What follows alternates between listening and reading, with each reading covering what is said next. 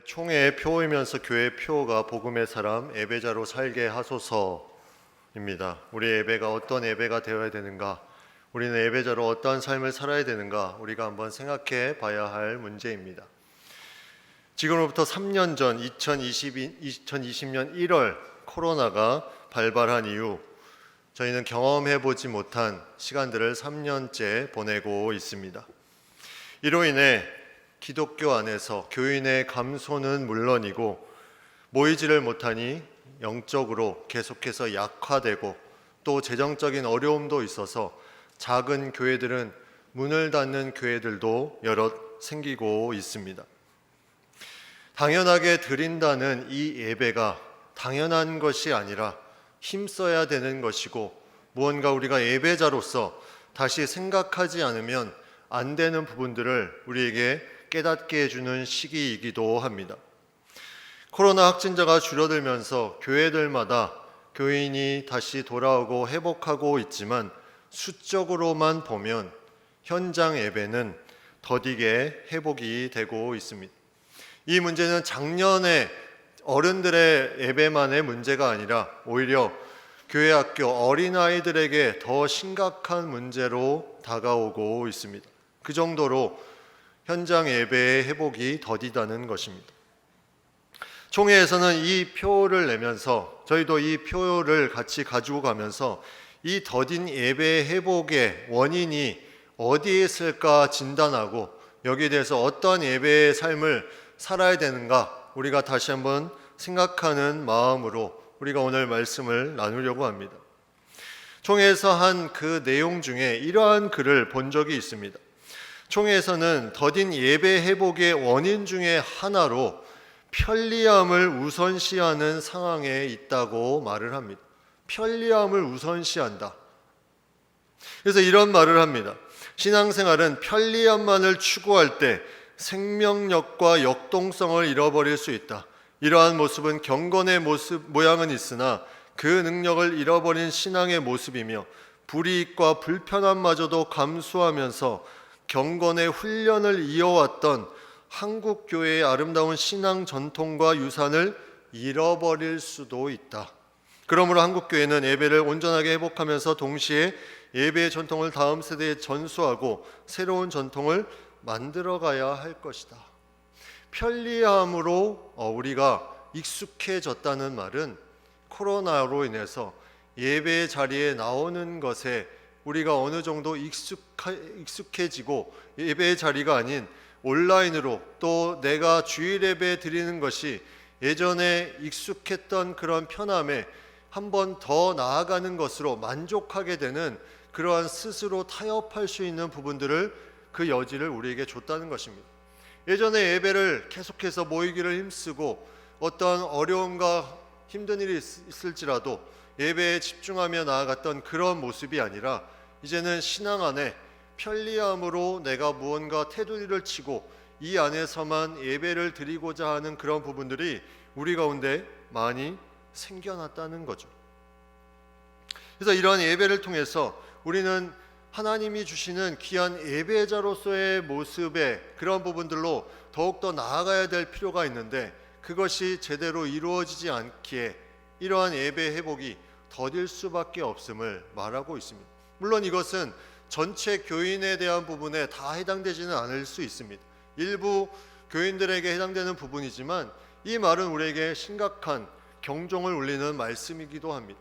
우리가 그러한 신앙의 편안함 그러한 부분들로 인해서 정말 하나님이 주시는 이 예배의 감격을 제대로 누리지 못한다면 이것은 다시 한번 생각해 볼 필요가 있다는 거죠. 과연 우리가 힘쓰고 애써야 될 예배의 자세는 무엇인가? 과연 전염병이 와도 주일 예배가 다시 막힐지라도 우리 예배가 계속해서 끊이지 않고 나아갈 수 있는 그런 예배자의 모습은 어떤 모습일까? 우리는 한번 생각해 볼 필요가 있다는 것입니다. 여기에 우리는 삶을 생각해 보지 않을 수 없습니다. 일주일에 주일 예배를 드리는 이 예배를 통해서 우리는 삶이 시작되기도 하지만 우리의 삶의 하루하루를 통해서 그것을 올려드리며 나아가는 것이 또한 예배의 삶의 모습이기도 합니다. 내가 만약에 이러한 예배의 자리와 삶에서 살아가는 모습과 이게 완전히 다른 모습으로 나아간다면 예배자로서의 하나님이 주시는 우리를 창조해 주시고 그 놀라운 특권을 누리게 하신 것을 우리는 어쩌면 누리지 못하고 살아가는 그런 신앙의 모습을 우리가 가지고 있다고 말할 수도 있습니다. 예배자로 살게 하소서, 이 말은 그냥 우리가 예배를 드리게 하소서 이런 말 정도가 아닙니다. 예배자로 살게 하소서, 이 말은 내가 하나님 앞에 나와서 예배를 드리는 그 감격, 그 감동이 우리의 삶에 이루어져서 우리의 삶에도 우리의 삶을 올려드리는 그런 예배의 삶을 살겠다는 나의 결단의 고백이 되어야 될 것입니다. 그래서 우리는 이 예배자로 살게 하소서 이 표에 맞게 저희 교회는 중점 사항을 오늘 이 현수막에 앞에 있는 현수막에 보는 것처럼 4가지로 삼았습니다. 첫 번째는 복음의 능력을 확신하는 것입니다. 내가 복음의 능력에 확신이 없으면 예배자로서 제대로 예배를 드릴 수가 없습니다. 하나님께서 나를 위해서 이 땅에 예수 그리스도를 보내주시고 놀라운 구원의 역사를 이루어 주신 것에 대해 내가 확신을 가지고 나아가지 않으면 우리의 예배는 형식적인 예배가 될 수밖에 없다는 것입니다. 두 번째는 삶을 올려드리는 예배자입니다. 오늘 설교의 제목이기도 한데 우리의 삶을 올려드려야 된다는 거죠. 내 삶의 모습들이 예배가 중심이 되어서 계속해서 주님 앞에 드려져 나아가는 그 삶을 살아가야 된다는 것입니다.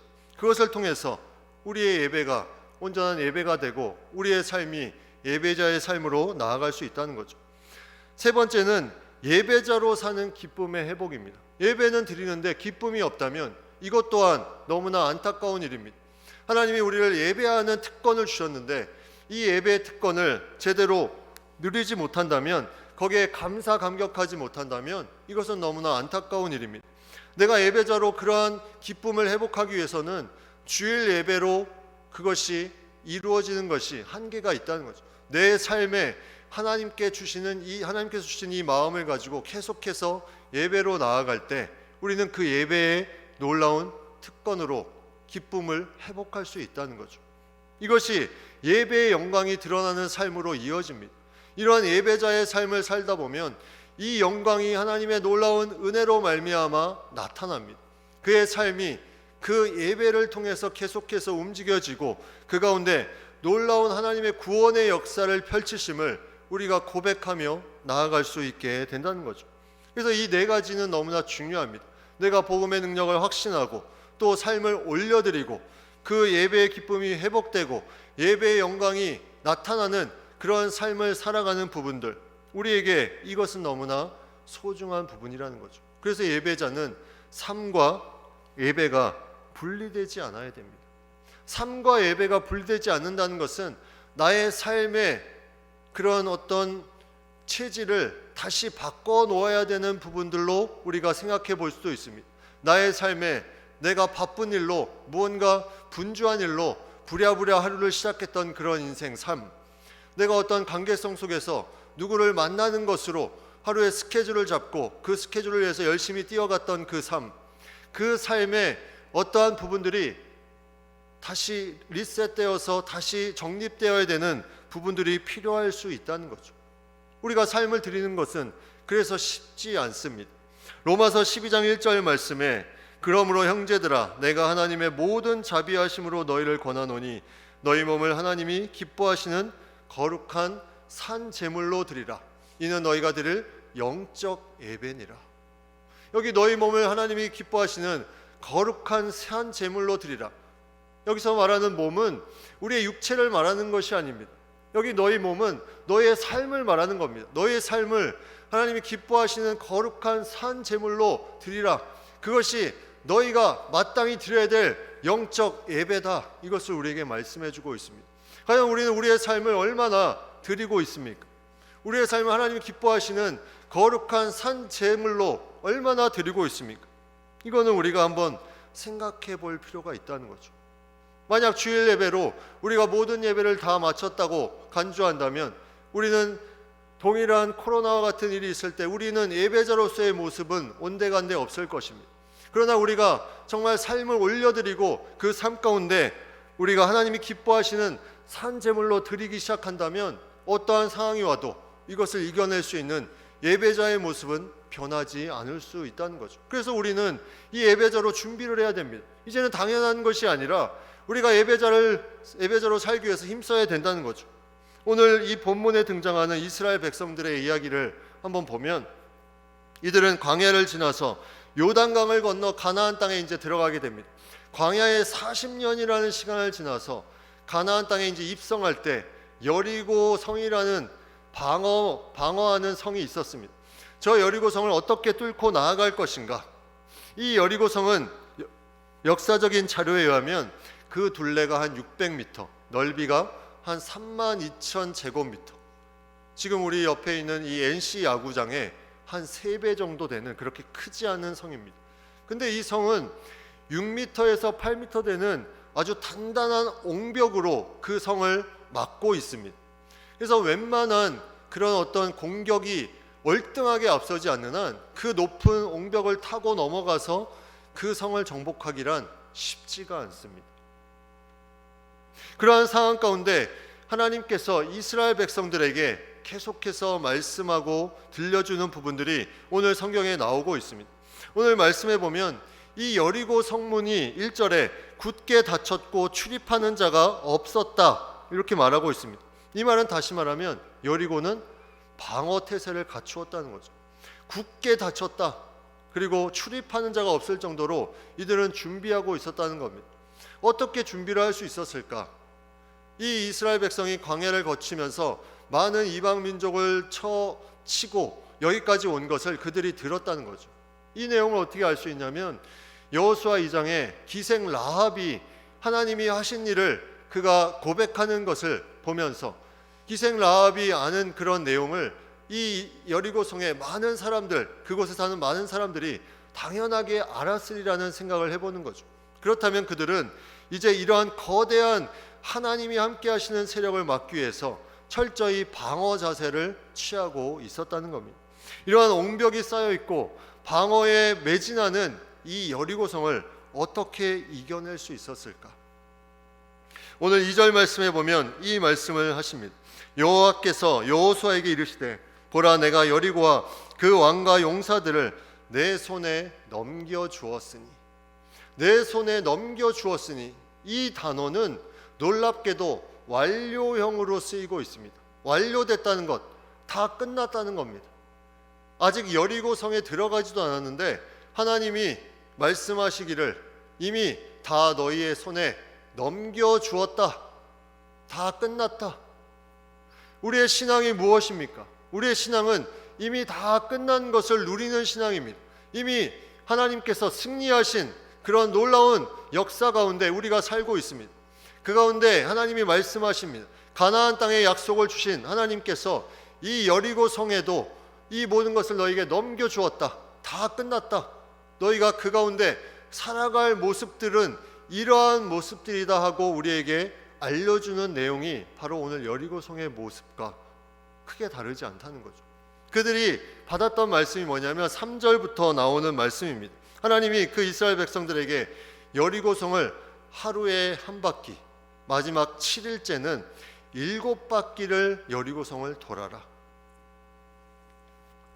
이건 너무나 이상한 방법입니다. 하나님께서 넘겨주었다 그러면 그냥 무너뜨리시면 되는데 왜 굳이 일주일 계속해서 돌게 하셨을까? 6일 동안은 한 바퀴를 돌고 마지막 날은 7바퀴를 돌게 하셨을까? 그 이유가 어디에 있었을까? 하나님의 마음에는 이들의 삶 가운데 하나님의 말씀을 의지하는 그런 순종하는 그들의 삶의 모습을 훈련시키고 계셨다는 거죠. 그냥 무너뜨리는 그런 결과가 아니라 그들의 삶 속에서 하나님을 예배하며 말씀에 순종하며 나아가는 그들의 삶을 훈련시키신 것입니다. 이 도는 중심에 뭐가 있었냐면 바로 언약궤가 있었습니다. 언약궤는 바로 하나님의 말씀, 하나님의 임재의 상징입니다. 맨 앞에는 군사들이 있고 그 다음에는 양강나팔을 부는 제사장들이 있고 그 다음에 언약궤, 그 다음에 후군, 백성들이 따라옵니다. 그 중심의 언약궤가 일주일 내내 중심으로 계속 그들이 돌았다는 것은 바로 그들의 삶의 모든 모습 가운데 말씀을 중심으로 그 말씀에 순종하며 그들이 나아갔다는 거죠. 사무엘상 4장에도 비슷한 말씀이 나옵니다. 블레셋과의 전쟁 가운데 이스라엘이 그들이 상황이 별로 좋지 않자 언약궤를 가져오자고 말합니다. 언약궤를 가져오면 그들이 승리할 것이다. 이렇게 하나의 언약궤를 도구로 그렇게 만들어 버립니다. 언약궤를 가져왔는데 어떻게 됐습니까? 보기 좋게 패하고 말았습니다. 3만 명이 죽고 언약궤를 빼앗겼습니다. 이 무슨 차이일까요?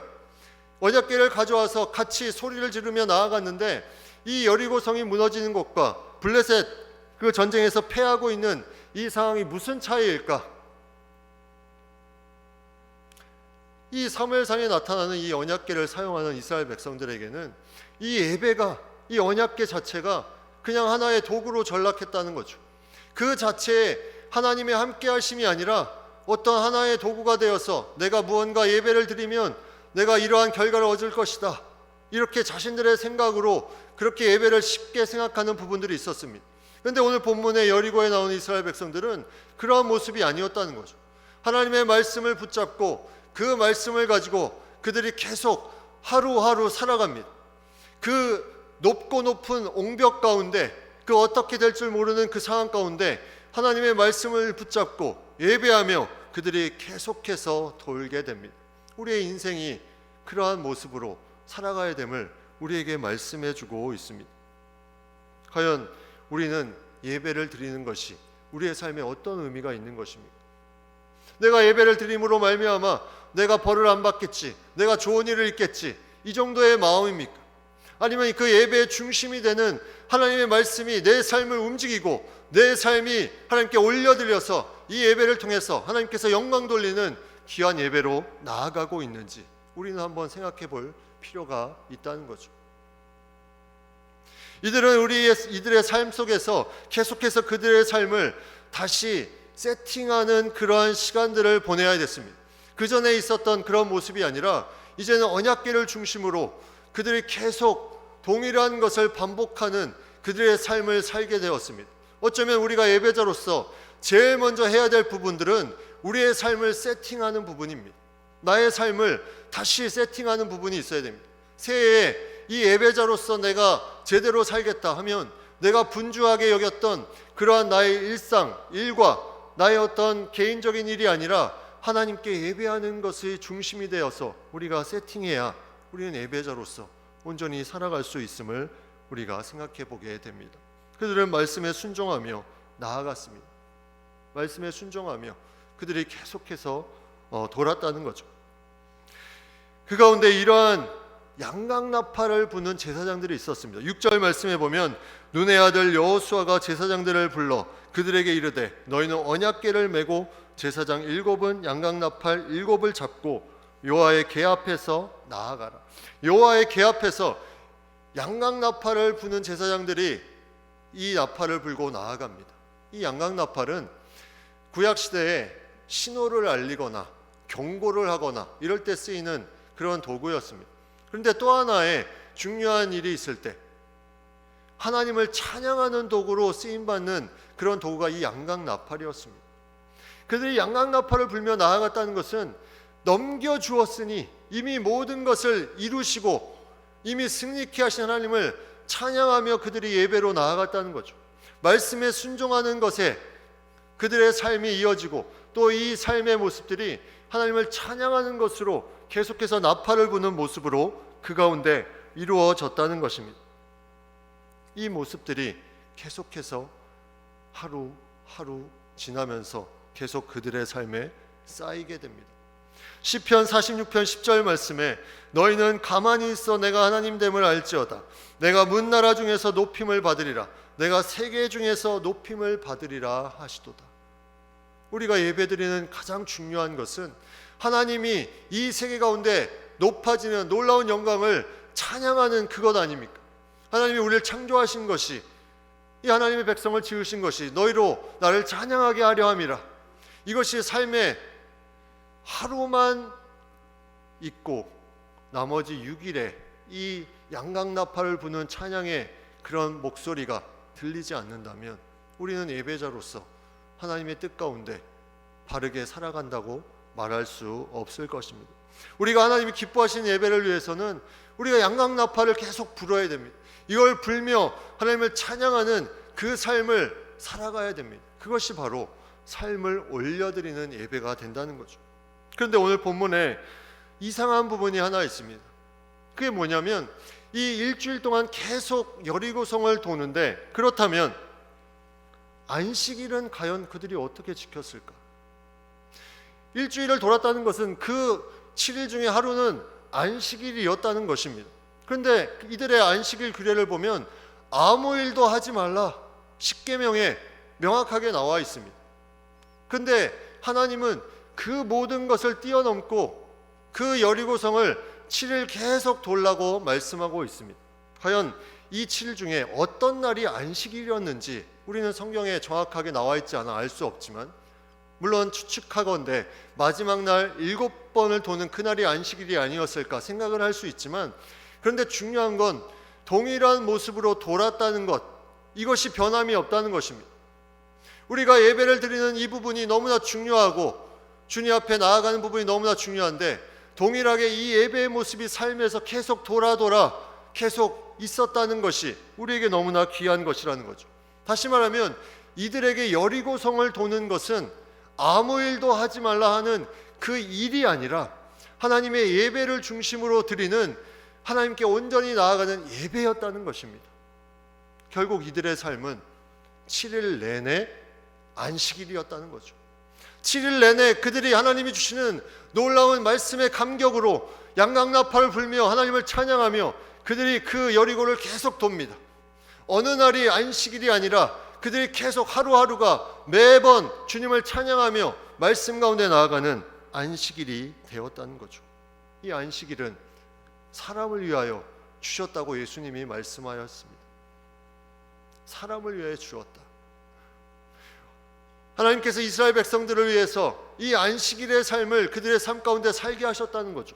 우리가 예배자의 삶을 사는 것이 부담이 아니라는 거죠. 이건 하나님이 우리를 위해서 매일매일 그러한 예배자로 삶을 살게 하면서 하나님의 놀라운 영광 가운데 가는 이 놀라운 특권을 우리에게 주셨다는 것입니다.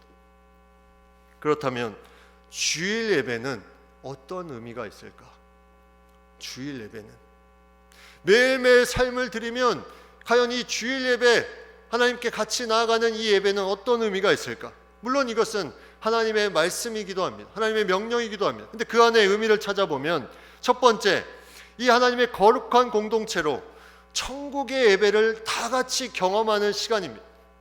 천국의 모형 안에서 천국 백성인 것을 우리가 확인하며 나아가는 시간이 바로 이 시간입니다. 그리고 두 번째, 하나님의 백성으로 거룩하기 위해서 우리의 죄를 공동체적으로 하나님 앞에 나아가 그것을 맡기며 사함받고 깨끗하게 되어 다시 거룩함으로 나아가는 그런 날이 바로 이 시간 주일에 드려지는 예배의 날입니다. 또 하나는 예수님이 부활하신 날을 이제 주일로 지키는 것은 이 부활의 영광을 우리가 함께 모여서 미리 체험하며 마지막 때까지 함께 잘 달려가기를 우리가 서로 격려하며 힘쓰는 그런 귀한 모임이 바로 이 주일 예배라는 거죠. 우리가 이 예배를 통해서 하나님 앞에 나아가는 것입니다. 그런데 이 놀라운 감격이, 구원의 감격이, 부활의 소망이, 나의 회개, 나의 죄가 깨끗해지는 이 놀라운 역사가 내 삶과 따로 이루어지고 있다면 이것은 우리는 신앙인으로서 다시 한번 생각해 봐야 될 문제입니다. 내가 하나님께 드리는 이 예배가 진정 우리의 삶에 다시 올려드리는 예배가 되지 못하고 있다면 우리의 삶의 모습을 다시 생각해 봐야 될 필요가 있다는 거죠. 우리에게 주신 말씀, 우리에게 매일매일 여리고성을 돌면서 그 주셨던 하나님이 넘겨주셨으니 이 확신의 말씀, 이 복음의 능력의 말씀을 붙잡고 나아가는 것이 우리의 삶을 올려드리는 예배라는 것, 우리가 이것을 잊지 마시기 바랍니다. 그리고 이것을 통해서 양강나팔을 불며 하나님을 마음껏 찬양하는 이 인생, 이것이 너무나 귀한 예배자의 모습임을 우리가 잊어서는 안 될 것입니다. 그리고 이 모든 것이 매일매일 이루어져서 이것이 아름답게 다시 천국 백성으로 주일에 다시 올려드리는 놀라운 은혜, 이것이 바로 예배자의 온전한 모습이라는 거죠. 우리가 이 모습으로 나아가는 것이 너무나 중요합니다. 이제는 코로나로 우리는 중요한 교훈을 얻었습니다. 우리는 주일 예배에 매달리는 것이 아니라 주일 예배 그 영광을 맛보는 시간이며, 우리는 매일매일이 여리고성을 도는, 매번 하나님께 나아가는 귀한 예배의 삶을, 우리가 그 삶을 올려드리는 귀한 예배자의 삶을 살아야 됨을 우리가 기억하며 나아갈 수 있는 우리 모두가 되기를 간절히 바랍니다.